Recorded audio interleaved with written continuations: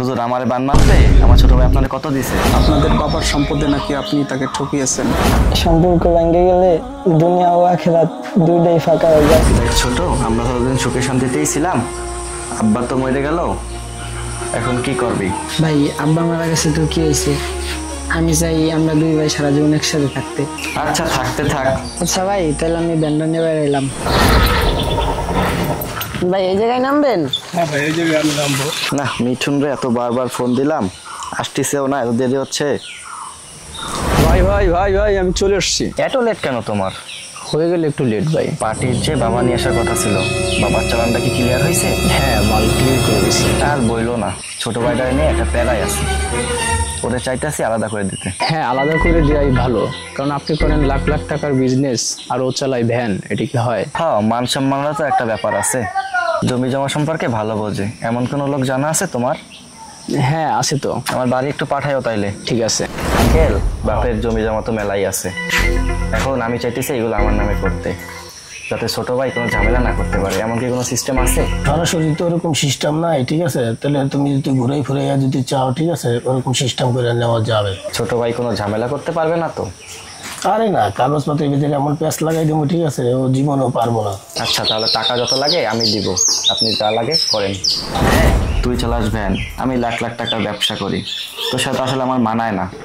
তুই আলাদা হয়ে যা, আর বাপে যা সম্পত্তি পাবি তা আমি তোকে বুঝাই দেবানি। বাপ মারার পরে তোমার আমি আমার বাপের জায়গায় রাখছিলাম, ভাবছিলাম তুমি আমার বাপের মতো দেখবা, তুমি এইভাবে আমার আলাদা করে দিবা এটা আমি ভাবতেও পারি নাই।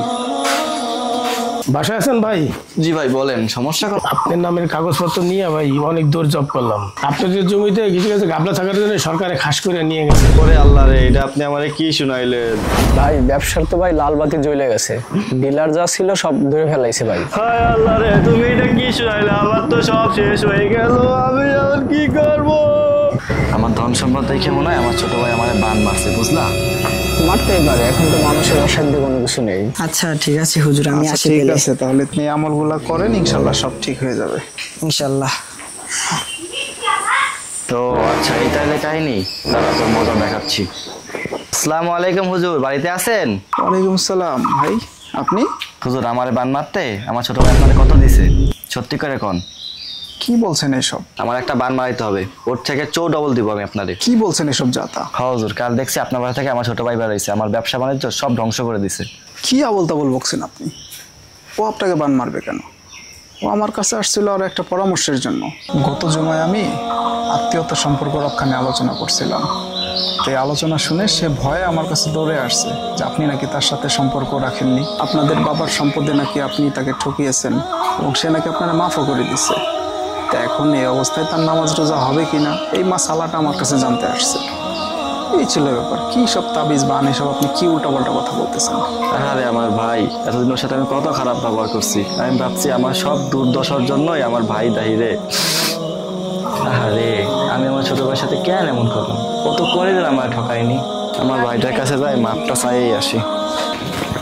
ইস, নামাজ পড়তেছে, থাক একটু দাঁড়াই।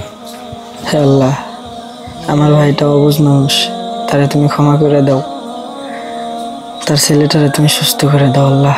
সে অবুঝ মানুষ, আমার কলেজের ভাইটা তো এরকম করতে পারে না, না বুঝে করছে, আল্লাহ মাফ করে দাও আল্লাহ তারে।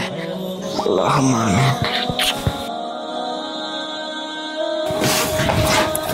ভাই রে, ভাই ভাই রে, তোর সাথে অনেক ভুল করছি ভাই, অনেক ভুল করছি ভাই, তুই আমারে ক্ষমা করে দে ভাই, তুই আমারে ক্ষমা করে দে ভাই।